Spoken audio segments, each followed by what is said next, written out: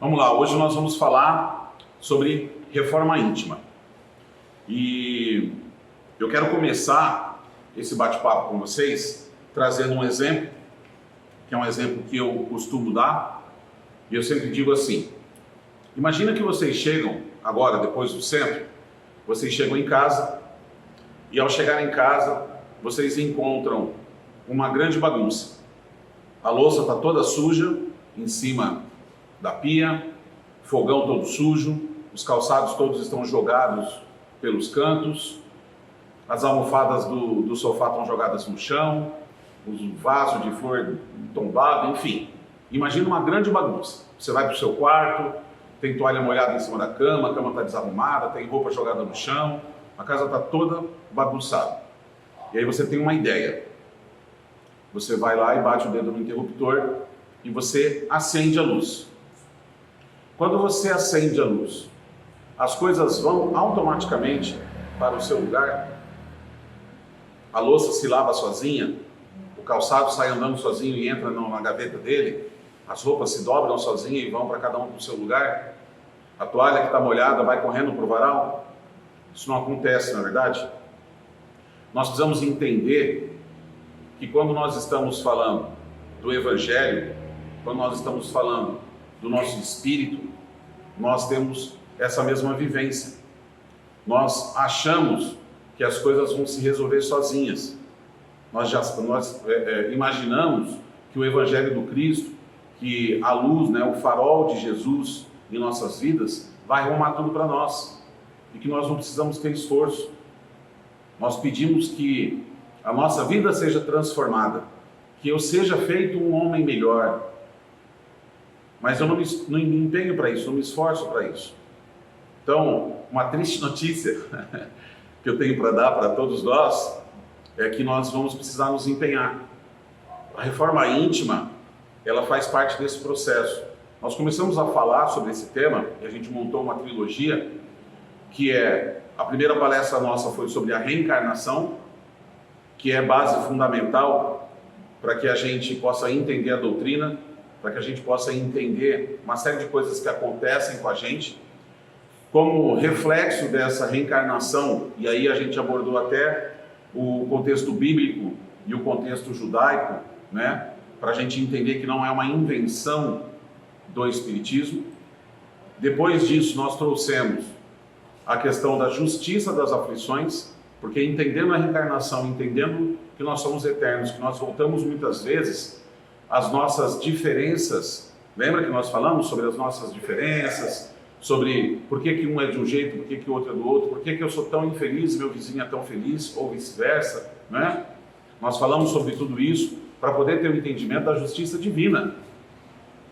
E hoje nós vamos falar sobre o segundo item, reflexo da reencarnação. O primeiro é a justiça divina e o segundo é a moralização.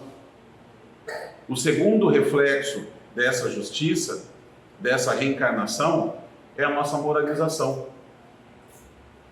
Tem um efeito moralizador muito grande o fato de eu saber que eu continuo, que eu não acabo, que eu colherei tudo que eu plantar. Que sim, hoje, por justiça, eu estou colhendo tudo aquilo que plantei. Reflexo das minhas escolhas. Nós vimos isso na nossa aula passada. Mas isso tem um efeito moralizador no sentido que eu não quero mais continuar sofrendo. Eu preciso cessar o meu sofrimento. E para eu cessar o meu sofrimento no futuro, eu preciso começar a fazer boas escolhas agora. Por isso a necessidade da transformação. Por isso a necessidade de transformar o Ricardo das cavernas num Ricardo novo. Da gente buscar essa reforma interior. Ok? Bom, quando nós citamos a questão da reencarnação, eu trouxe um exemplo para vocês, que eu acho que é muito importante retomar ele, que vai fundamentar tudo que a gente vai falar. Eu dei um outro exemplo bem cotidiano do nosso dia a dia, ali que eu sempre tento trazer explicações muito simples sobre o nosso Evangelho. E aí eu dei o exemplo dos meus filhos. Quando a gente chega em casa, encontra, por exemplo, a casa bagunçada, e os nossos filhos estão em casa, ou seja, foram eles que fizeram a bagunça, é mais inteligente, e eu já fiz essa pergunta para eles, tá? É mais inteligente eu colocar eles de castigo no quarto e eu arrumar a bagunça deles, ou é mais inteligente eles vão aprender mais se eu não colocar eles de castigo no quarto e falar, vocês vão arrumar toda a bagunça que vocês fizeram? A resposta, quase que lógica, é que o coerente aí, o correto, é fazer eles arrumar a bagunça que eles fizeram. A reencarnação é isso, gente. Quando nós falamos da reencarnação, nós trouxemos esse exemplo. De que vale Deus pegar um de nós, ou pegar os seus filhos que falharam, que erraram, que fizeram bagunça, e mandar para o inferno e deixar quem manda a eternidade lá e ele ter que arrumar a bagunça que a gente fez? Não. Você não vai ficar de castigo no inferno. Você vai voltar e vai colocar ordem na bagunça que você fez. Você vai arrumar toda a bagunça que você fez. E você só sai daí quando tiver tudo organizado. Por isso a necessidade de tantas encarnações. Por isso a necessidade da gente voltar e voltar. Porque dessa vez eu estou corrigindo as coisas do passado, mas estou fazendo outras escolhas difíceis. Que vão me jogar, me projetar para o meu futuro, ter que voltar de novo. É essa necessidade da reencarnação. Como é que eu vou diminuir isso? À medida que eu parar de fazer escolhas difíceis. Ou seja, que eu me reformar. Que eu mudar as minhas atitudes, passar a fazer escolhas melhores. Pensar mais naquilo que eu estou fazendo, né? Então esse foi um dos exemplos quando a gente falou da reencarnação. Quando nós falamos da justiça das aflições, nós lembramos que nós somos o tempo todo semeadores. Nós estamos semeando o tempo todo. Nós nunca paramos de colocar a semente no chão. Gente, Ricardo, eu não faço isso. Eu não tenho essa atitude.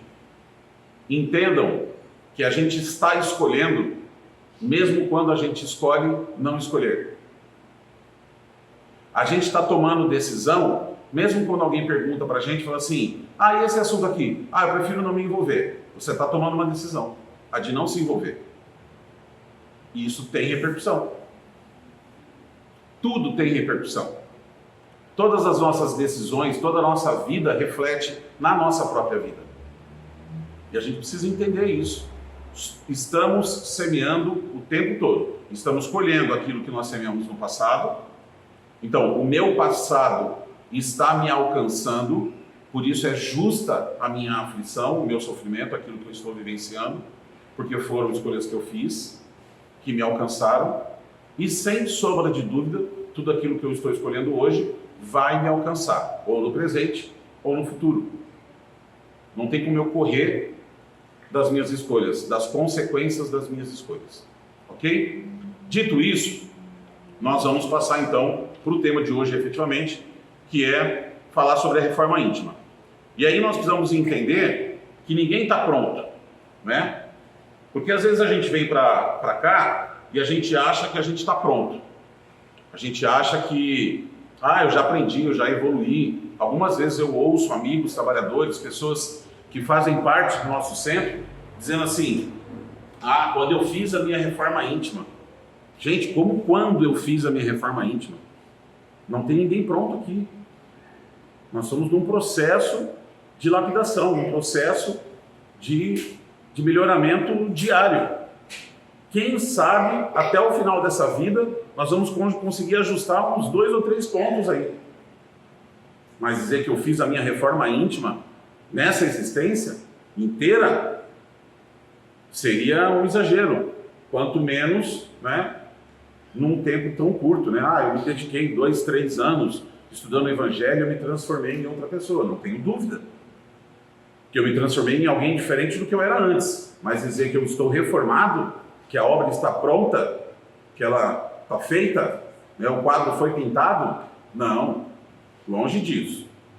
É um processo muito maior, muito mais longo de transformação. E nós ainda precisamos entender que além de estar em transformação, em construção, todos nós estamos, além de estar em construção, cada um de nós tem uma receita diferente.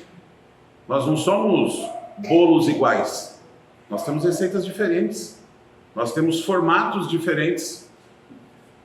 nós temos tempo de aprendizado diferente, nós escolhemos caminhos diferentes para aprender, nós escolhemos caminhos diferentes. Tem gente que foi criado junto com a gente que está na frente, que já foi, que já avançou, porque tomou decisões e caminhos diferentes dos nossos. Então, não existe uma regra, cada um está nessa jornada, nós não estamos competindo, não existe uma disputa, eu vou evoluir primeiro do que você vai evoluir. Nós não estamos disputando com ninguém, a disputa é com a gente mesmo. A minha disputa é comigo. O cara que eu enfrento todos os dias sou eu mesmo. Com as minhas tendências, com as minhas dificuldades, com o meu egoísmo, com o meu orgulho, com a minha vaidade, com tudo isso que está dentro de mim. E que eu tento de alguma forma enjaular esse cara. Ou diluir ele. Para tentar me transformar em alguém que eu estou tentando ser. Quem sabe, nessa tentativa, nessa minha vontade de ser alguém diferente, eu consigo, em algum momento, efetivamente ser essa pessoa. Só que nós não estamos prontos, então a gente não pode desanimar quando a gente falha. É muito comum, dentro desse processo de reforma, dentro desse processo de construção que nós estamos fazendo, a gente acertar algumas vezes. A gente acerta algumas vezes. E a gente se anima, porque a gente tem que comemorar também os passos que a gente dá, né? A gente dá uma animada, fala, pô, já não pensei tanta bobagem, já não reagi tão nervoso, já consegui me controlar, já não, né? Tô melhorando. Mas daqui a pouco você desliza. O seu deslize não pode estragar tudo que foi conquistado. Os passos que nós demos, eles são importantes, e a doutrina fala para nós que ninguém jamais regride. Então, aquilo que eu evoluí, aquilo que eu caminhei, eu não vou regredir, eu não vou voltar para trás. Eu continuo, passos pequenos, mas firmes e fortes, e sempre para frente. Porque nós temos uma regra divina, uma lei que se aplica a todas, que nós fomos criados para ser luz, para ser amor. Todos nós vamos evoluir. Todos nós saímos da condição de, primeiro de uma condição de instinto, depois nós começamos a desenvolver a nossa condição de inteligência, de perceber, de entender as coisas e começar a trabalhar com a nossa inteligência.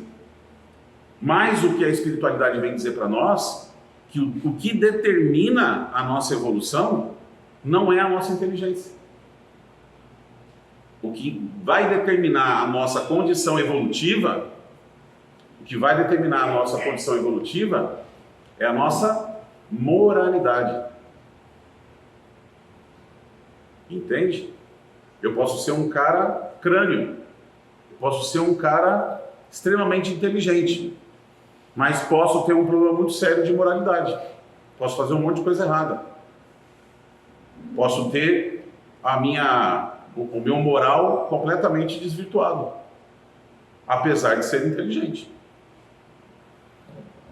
Então, quando nós estamos falando de reforma íntima, quando nós estamos falando de evolução espiritual, nós estamos falando disso, de uma correção ética do meu comportamento, de um ajuste ético dos meus pensamentos, daquilo que eu falo, de tudo, de quem eu sou.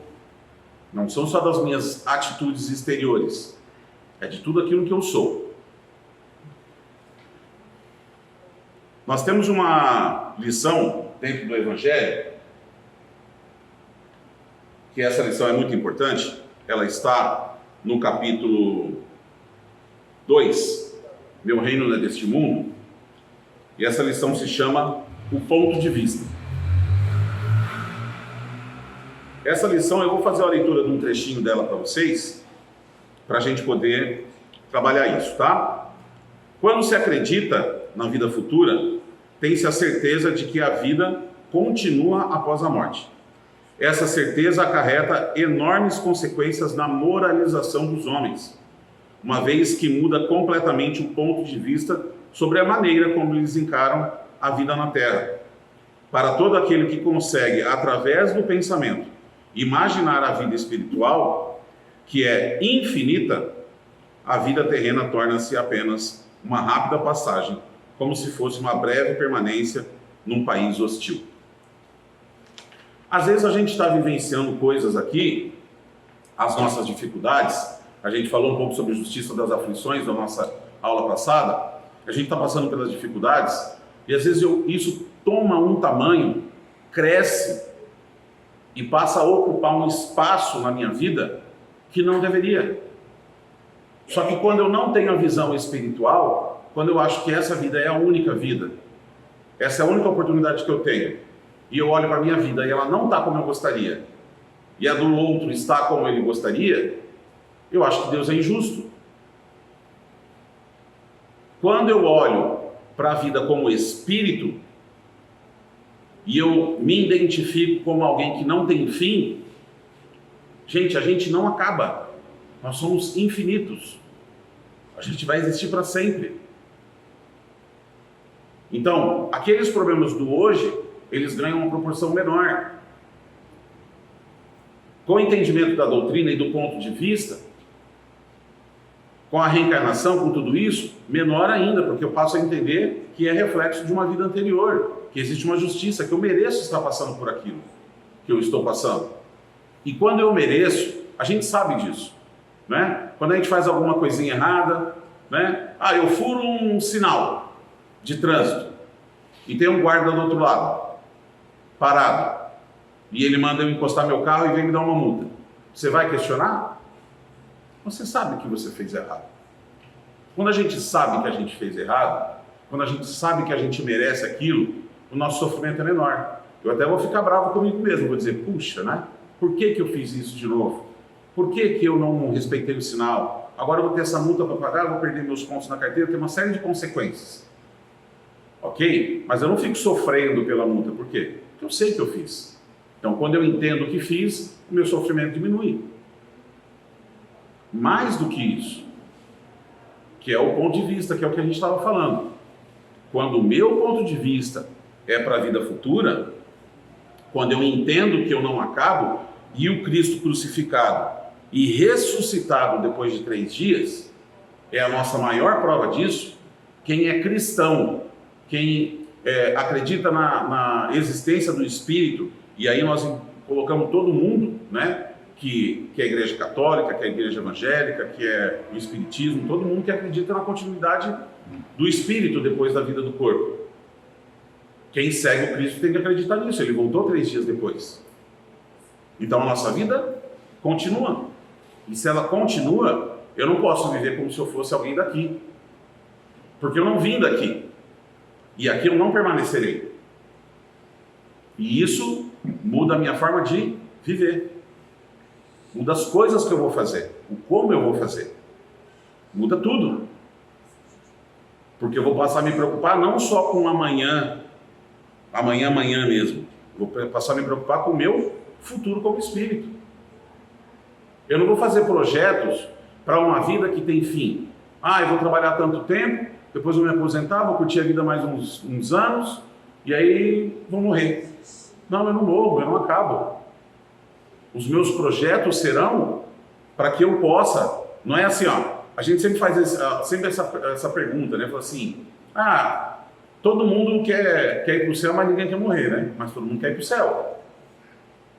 Quando você faz um projeto, quando você está fazendo as coisas na sua vida, a sua preocupação qual que é? Eu vou viver bem, vou fazer as coisas legais aqui, porque se Deus quiser, quando eu morrer, eu vou para o céu. Agora, ninguém leva isso adiante. Ninguém se preocupa que vai ter que voltar para cá. Ninguém tem esse entendimento que vai ter que retornar. E que as escolhas que eu estou fazendo são as escolhas para a minha próxima vida. Aí muda. Cara, a bebida que você está bebendo, né, o cigarro que você está usando, a comida exagerada, o sexo desregrado, esse ânimo exaltado, esse nervoso que você está passando, essa gastrite que você vai desenvolver, se não te pegar nessa vida, te pega na próxima. Consequência. Né? Se o câncer, por conta da droga, por conta do cigarro, não me alcançar nessa vida, na próxima vai me alcançar. E aí? Eu não vou fugir, eu não vou escapar. Então, moraliza. Quero trazer para vocês esse efeito. O efeito moralizador, ok? Tem uma coisa que nós precisamos aprender que é o seguinte.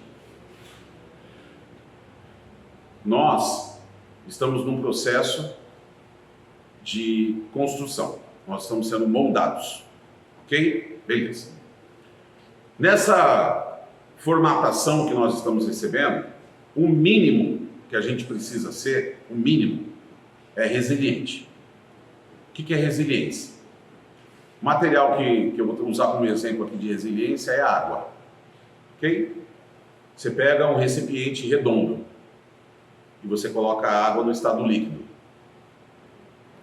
Ela briga com você, ela diz, eu quero ficar quadrada, eu quero ficar...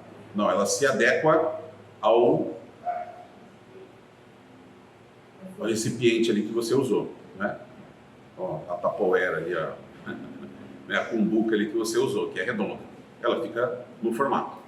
Se você colocar numa quadrada, ela fala, não, você me acostumou na redonda, agora eu quero ficar redonda, não vou ficar quadrado. Não, ela ocupa o espaço, ela se adequa, certo? Ela tem resiliência, ela se adequa àquela condição. Nós observamos o seguinte, a espiritualidade traz para nós a explicação de que todos estamos em evolução e que o nosso caminhar, ele é mais ou menos uniforme. Nós caminhamos mais ou menos juntos, senão nós não estaríamos todos no mesmo tipo de planeta, né? No mesmo tipo de evolução. Existem casos em que nós podemos caminhar numa velocidade superior ao planeta onde nós convivemos, do que a maioria das pessoas. Quando nós nos dedicamos mais para o nosso estudo, para a nossa reforma, para a nossa evolução, para a nossa mudança de atitude, né? Em tentar ser alguém do bem. Isso pode fazer com que a gente caminhe mais rápido do que a média do planeta, do que a média das pessoas da humanidade aqui na Terra, ok? Mas pode acontecer também de eu ser um bronco, de eu ser um teimoso, um brigão.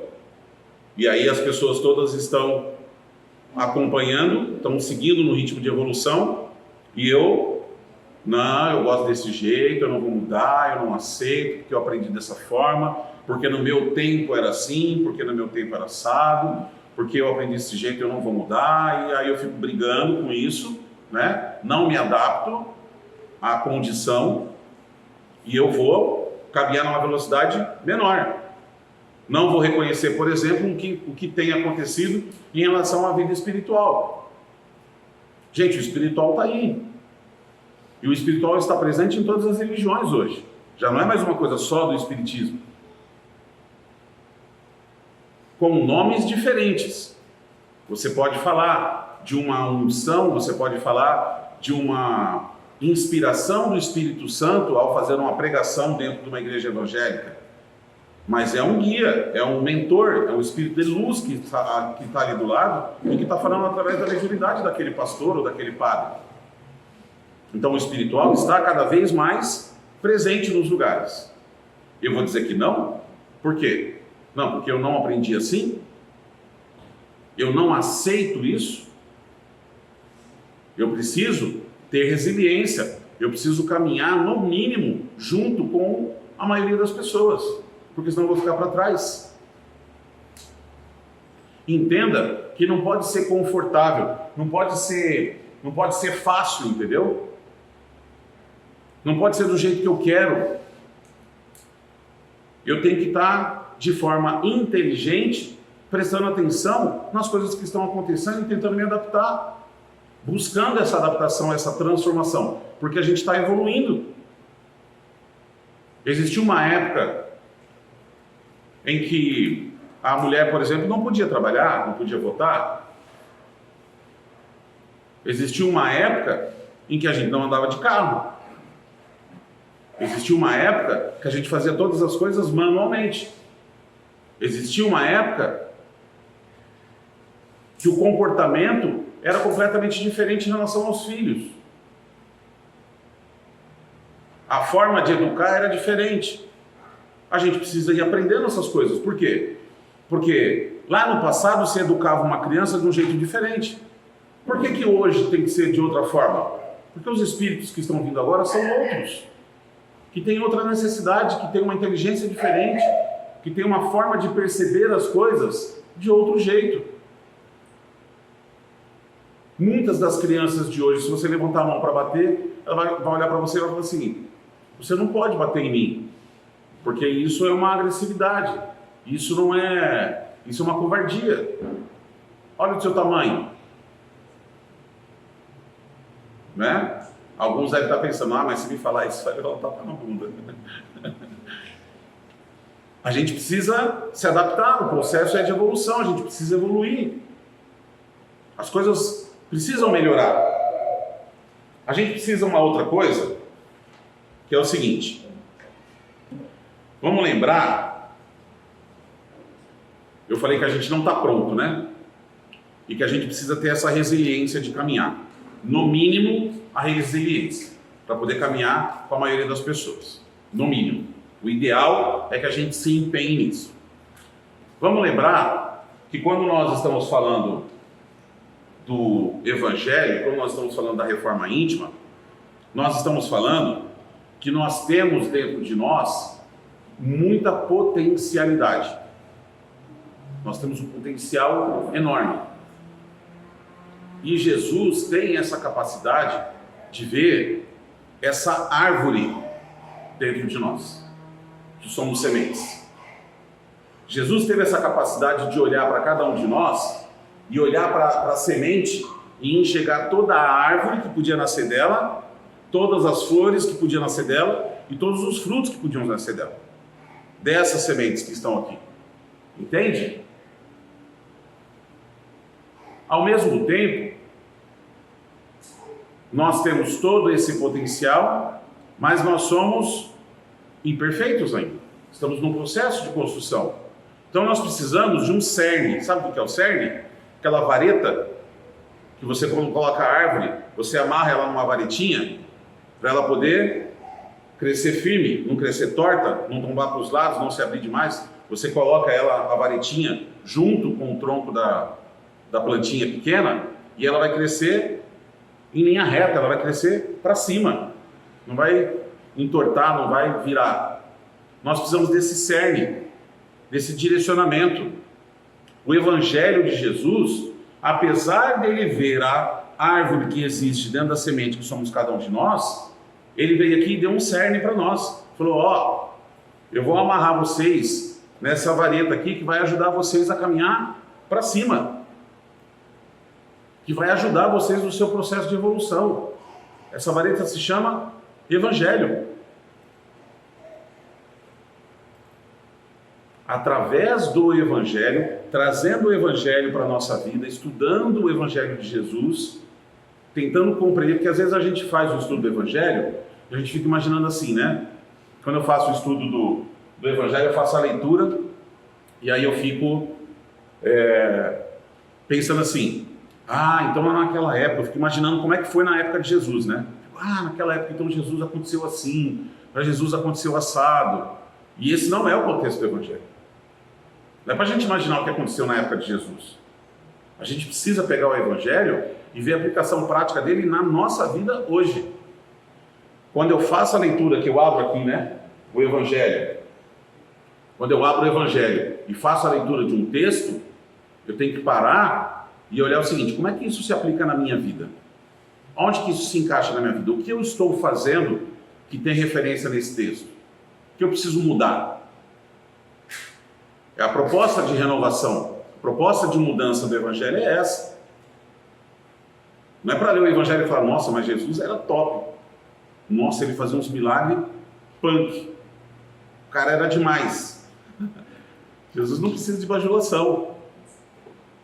O projeto dele de vir para cá foi para deixar isso aqui para a gente como nosso cerne, como nossa referência moral, para que a gente pudesse fazer as mudanças que a gente tem que fazer. Então, como é que isso se aplica na minha vida? Como é que eu uso isso? Eu sempre falo que é lógico, né? E eu sempre faço esse desafio. Eu desafio Qualquer evangelho, tá? Não esse aqui especificamente. Qualquer evangelho segundo o Espiritismo. Eu desafio qualquer pessoa a entrar por essa primeira página aqui e sair por essa última, a mesma pessoa.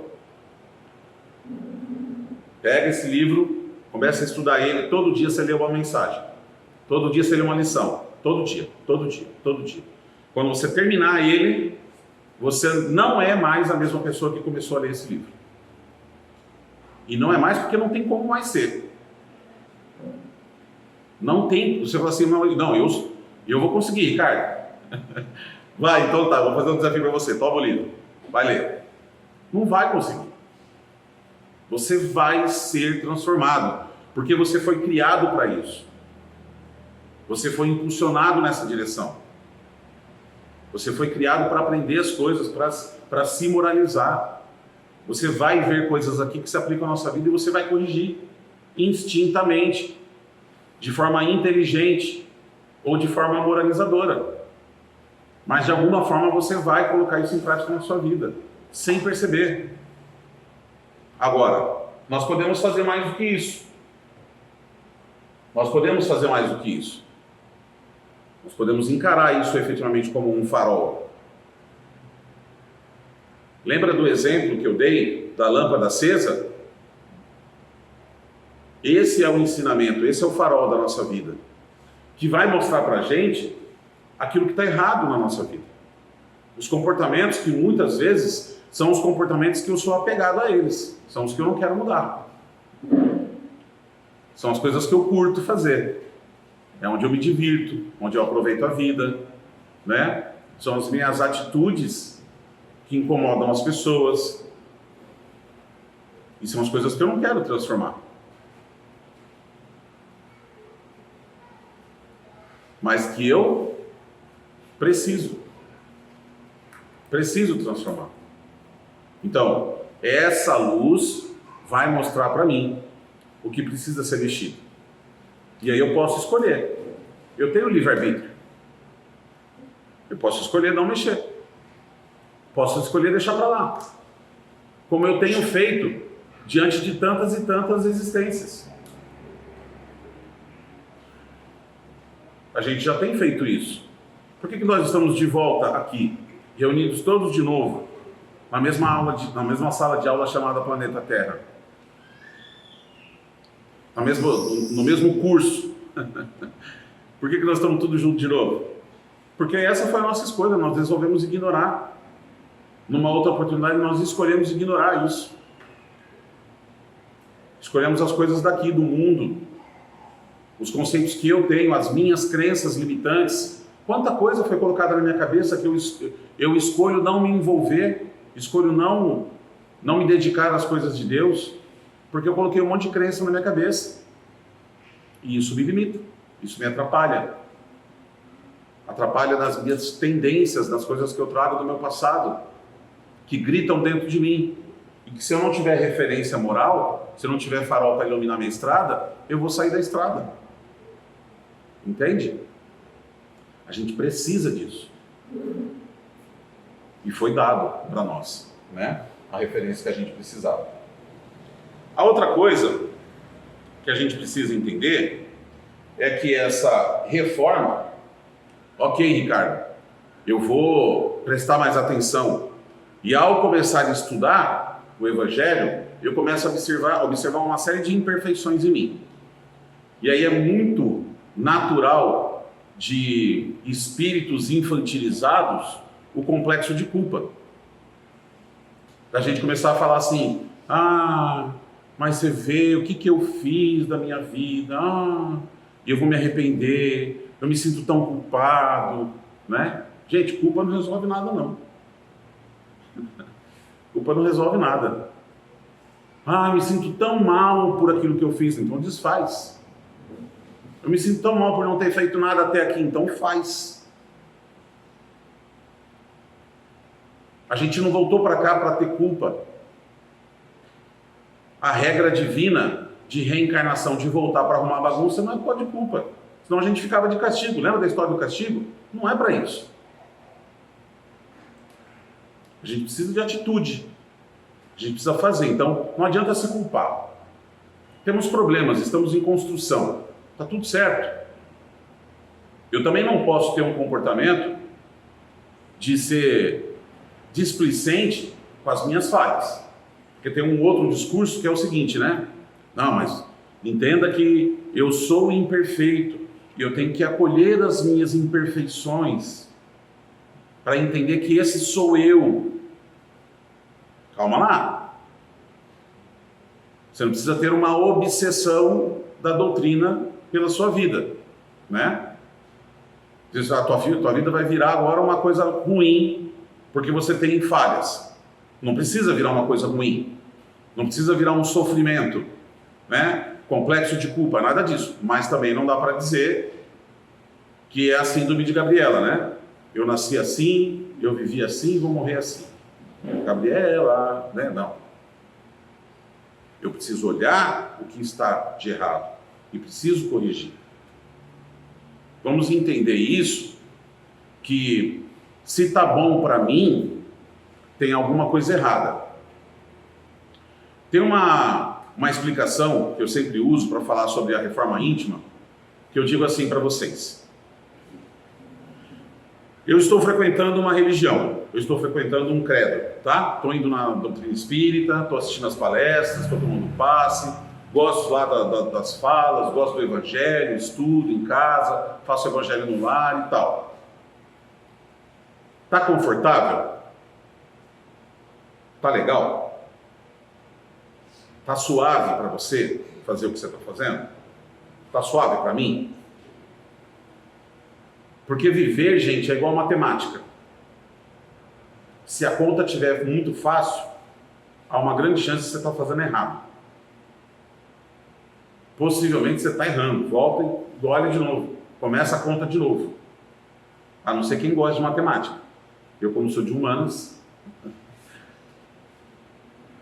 Você está frequentando um centro. Você está indo tomar passe, você está assistindo palestra, você está fazendo evangelho no lar. E está tudo bem, está tudo tranquilo, está confortável? Não pode estar. Porque o objetivo é de reforma, é de transformação. Então tem que estar gerando desconforto. De novo, não é culpa, não é nada disso, não precisa se sentir mal. Ah, meu Deus, e agora? Eu sou o último dos seres. Não, não é isso que eu estou falando. Mas não dá para dizer que está tudo bem. Não está tudo bem. Se está confortável, é porque eu não estou prestando atenção. Esteja seguindo o que eu estiver seguindo, isso tem que me transformar. Qual que é a melhor igreja? A que te transforma. Qual a melhor religião? Aquela que promove a sua reforma. Aquela que transforma você num ser melhor do que você era antes. E qual é essa? Não sei, cada um tem uma. Cada doença precisa de um remédio diferente. Você não toma remédio para dor de cabeça quando você está com dor de estômago. Entende? Então, você vai em cada lugar de acordo com a sua necessidade. O que é importante? Que esse lugar, que esse credo, que seguir essa religião para você, no nosso caso a doutrina espírita, promova a transformação. E a gente fala muito sobre reforma íntima. A gente fala demais sobre o evangelho. A gente fala demais sobre a necessidade de prestar atenção nisso. Porque sem isso, gente, não vale nada vir aqui. Não vale nada assistir uma palestra, não vale nada tomar um passe, não vale nada, de nada. Se não está me transformando, é enfeite. Sabe a história do sepulcro caiado? Todo mundo já lembra dessa história de falar que Jesus falava que a gente não pode ser sepulcro caiado? Por quê? O que acontecia na época? Na época, as pessoas que tinham uma condição melhor, elas tinham terrenos maiores na sua casa. Ou elas tinham condições de pagar um lugar para enterrar os seus mortos, né? Lá no cemitério. Mas as pessoas que tinham condições, elas enterravam no quintal de casa. Enterravam no quintal de casa. E aí eles colocavam pedras em cima desse sepulcro, da onde as pessoas tinham sido enterradas. E para sinalizar, por conta do cheiro que ficava por um período, para sinalizar que ali tinha uma pessoa que tinha sido recentemente enterrada, eles pintavam as pedras que estavam em cima do sepulcro com tinta de cal. Eles diluíam cal na água e passavam. Então você olhava o sepulcro caiado, ele era todo branquinho por fora, sinalizando para as pessoas: olha, uma pessoa foi enterrada aqui. Evitem passar, porque as pessoas passavam por dentro dos quintais das casas, né? Então, ó, evitem passar por aqui, porque aqui vai estar um cheiro desagradável, tem um processo aqui, enfim, né? Então, você olhava por fora, era branquinho, mas por dentro era cheio de podridão. Eu posso estar vindo aqui no centro, branquinho, asinhas, túnica celestial, coisa mais linda dentro do centro, né? Aí eu entro dentro da minha máquina do tempo, mais conhecida como carro, e me transporto para a era das cavernas, quando alguém me fecha ou me buzina ou acontece alguma coisa, né? Viro um uga-buga, parece os Flintstones lá, né? Andando naqueles carros dos Flintstones. Gente, sepulcro caiado. Eu tenho que tentar ser aqui e tenho que tentar ser lá fora. Vocês estão me vendo aqui, né? Falando com vocês. Vocês estão aqui me vendo falando com vocês. Eu estou falando aqui para vocês sobre evangelho, sobre transformação, sobre essas coisas todas, né? E eu sempre tenho uma regrinha no trânsito comigo. Eu penso que todas as pessoas que estão à minha volta no trânsito são as pessoas que estão na minha palestra de segunda-feira. É sensacional. Porque você não corre o risco de fazer bobagem, né? Você fala assim: não buzina, segura, dá a vez, ó, pode passar, pode ser filho do gentil, o gentil do trânsito, né? Todo mundo que está dirigindo em volta de mim são as pessoas que estão na minha palestra. Estou fazendo uma brincadeira aqui, mas a gente precisa entender o seguinte: será que a minha vida, como eu gostaria que ela fosse, ela é pública? Nós estamos falando de reformar, de se transformar em alguém melhor. Daí eu estou falando para vocês aqui, eu, Ricardo, estou falando aqui para vocês sobre evolução, sobre comportamento, sobre reforma íntima, sobre evangelho, né? Como é que é a minha relação com a minha esposa, meu matrimônio, meu casamento? E se não for uma coisa legal? E se eu for um cara que faz coisas erradas fora do casamento? Sepulcro caiado. E se eu sou um tirano em casa? Eu estou aqui falando para vocês, tudo legal, né? Sensacional. Chego em casa, eu sou um tirano. Dou de dedo nos meus filhos, brigo, mando todo mundo para o quarto, ligo minha TV, aqui sou eu que mando, vocês me obedeçam. E aí? Sepulcro caiado. Como que eu sou como empregador na minha empresa? O senhor nega imposto, registro pela metade do salário, pago um tanto por fora, brigo para pagar o 13º, trato mal meus funcionários. Entende, gente? Entende que assim, ó, não está tão longe. Quer ver ficar pertinho? Quer ver de um jeito que fica bem pertinho para todo mundo? Não precisa levantar a mão. Não precisa, vou fazer uma pergunta. Não precisa levantar a mão. Quem de nós aqui teria condições de me entregar o seu celular, eu abaixar esse telão, projetar os seus grupos de WhatsApp e tornar público o que tem lá dentro? As conversas que eu tenho, de quem eu falo, as coisas que eu recebo, para pensar. Sepulcro caiado. O que eu estou tentando ser, eu não tenho que tentar ser só dentro da casa espírita. Eu tenho que tentar ser na minha vida. Uma hora que eu estou pegando o elevador, que eu vejo que tem uma pessoa correndo numa direção, eu me escondo assim no cantinho do elevador, assim, para a pessoa não ver que eu estou dentro do elevador, para fechar a porta porque eu estou com pressa. Dou até aquela encolhidinha na barriga. Nas mínimas coisas, nas experiências do dia a dia, não são nas grandes coisas. Eu não sou um cara do mal, vocês não são pessoas do mal. Nós não fazemos grandes coisas do mal, mas nós fazemos pequenas coisas do bem. Eu estou aprendendo a tentar ser do bem. E aí? O que eu estou tentando ser reflete efetivamente a minha vida? Essa reforma, ela está efetivamente acontecendo em mim? Essa transformação? Para um escultor que vai fazer o seu desenho numa pedra, num mármore, numa madeira, a obra final já está lá dentro. Quando ele começa a fazer o desenho, quando ele pensa no desenho que vai acontecer da sua escultura, a obra já está lá dentro daquela pedra. O que ele faz? Na cabeça dele, ele tira o que está sobrando. Ele vai lapidando o que está sobrando, o que não presta. E no final, quando ele tira tudo aquilo que está sobrando, fica a obra de arte. O maior exemplo disso, de que nós somos essa obra de arte, e que nós temos condições de ser muito mais do que nós conseguimos até aqui, o ícone disso se chama Saulo. Vocês conhecem a história de Saulo? Saulo de Tarso, que ficou conhecido como Paulo de Tarso, que teve uma transformação em Damasco,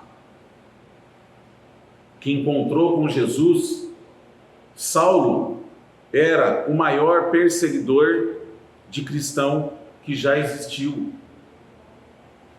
Ele matava todo mundo que seguia o Cristo. Mas Jesus não via o assassino. Jesus via o quê? A determinação.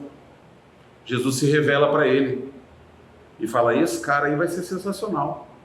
Determinado do jeito que ele é, nossa, a hora que esse cara resolver me dar de lado, a hora que ele vier para o meu time, nós vamos ganhar de lavada. Ele foi o maior assassino de cristãos. E foi o cara que levou o cristianismo para todo mundo. Ele foi o maior apóstolo do Cristo. Ele foi o cara que apresentou o Cristo em todos os lugares. Jesus, quando olhava para Saulo, não via Saulo, via Paulo de Tarso. Via tudo que ele podia fazer. Entende? Essa potencialidade toda está dentro de cada um de nós. Essa obra-prima está dentro de cada um de nós, está pronto. O que a gente precisa fazer? Lapidar, tirar os excessos, estudar o Evangelho, trazer tudo isso para poder fazer essa lapidação. Para poder transformar a gente, efetivamente, naquilo que nós somos feitos para ser. Nós somos criados para ser isso, para ser essa luz, para ser esse ser transformado. Entende? Só que a gente está cheio de excesso. A gente está cheio de coisas que não deveriam mais estar colados em nós. Por isso, a necessidade de lapidar essa pedra preciosa, para transformar ela e para dar a raridade que ela merece, para dar o valor que ela merece. Não na sua forma bruta, mas na sua forma polida. A gente precisa ser polido.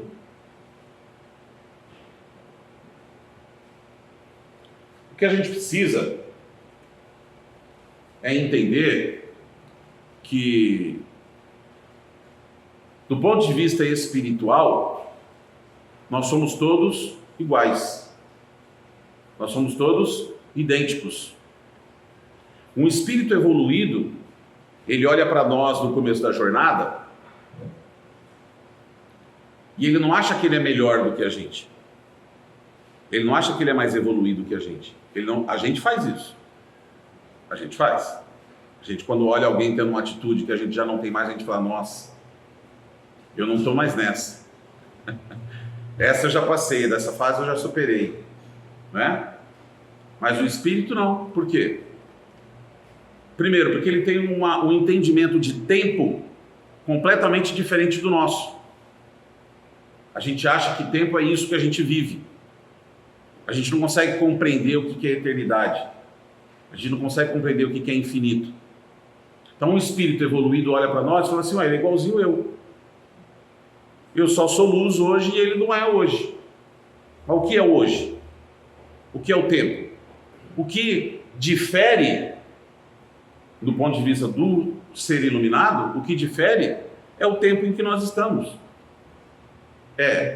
Em que pedaço da minha estrada eu estou, em que pedaço da estrada dele ele está. Lembra que eu falei que nós temos receitas diferentes? Nós temos caminhos diferentes, que nós temos tempos diferentes? A receita dele está pronta. A nossa ainda não. Mas a gente está nesse caminho. A gente está nesse processo de evolução. E a gente vai chegar na nossa condição de redenção, que é entendendo que nós chegamos, não no fim do caminho, porque esse caminho não tem fim, mas entendendo que a gente chegou numa condição de evolução, o eu passa, aliás, o eu deixa de existir. A minha preocupação já não é mais orgulhosa, já não é mais vaidosa, já não é mais comigo. A minha preocupação passa a ser como humanidade. Por isso que nós temos espíritos cuidando de nós. Por que nós temos espíritos que já são evoluídos, que cuidam da gente? O que esses caras estão fazendo aqui? Eles tiveram um trabalho danado para chegar lá, e chegaram lá e vieram cuidar de nós, que fazendo as nossas bagunças. Porque o entendimento dele já não é mais egoísta. A redenção dele é vir cuidar da gente. É entender que a humanidade precisa dele. É entender a importância que ele tem nesse processo. Ou a humildade dele, de saber que tudo está sendo cuidado por Deus. Dentro do nosso processo de reforma íntima, dentro do nosso processo de transformação, a gente precisa ter isso consciente. Eu falei aqui, num dos outros encontros, a gente está finalizando, eu falei aqui num dos outros encontros, que a gente, muitas vezes, é passageiro da nossa própria vida. A gente não está consciente daquilo que a gente está fazendo. Nós vivemos atropelando o nosso dia a dia, chegamos no final do dia, deitamos para dormir, acordamos de novo, um outro dia começa e a gente vai atropelando. E por conta disso, a gente quase que não sabe as escolhas que fizemos. Se eu te perguntar hoje, agora, quais foram as escolhas que você fez na sua vida? Você fala, eu escolha hoje? Nenhuma. E você escolheu um monte de coisa durante o seu dia. Você tomou uma série de decisões para a sua vida como espírito, hoje, várias decisões durante o seu dia. Só que a gente está tão no automático que a gente nem sabe que a gente fez isso. A gente nem presta atenção que a gente fez isso. Então o que nós precisamos fazer? Precisamos estar atentos. Entendendo o nosso papel.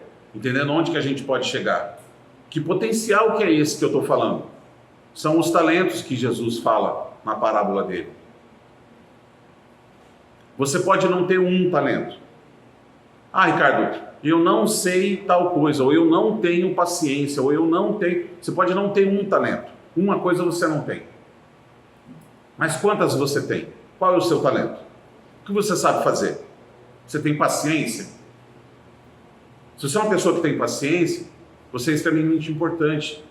Você pode ter uma ação, você pode ter um trabalho dentro de uma casa como a nossa, por exemplo, de fazer um atendimento fraterno, de receber as pessoas, de ouvir as suas dores, de acalmar os seus corações.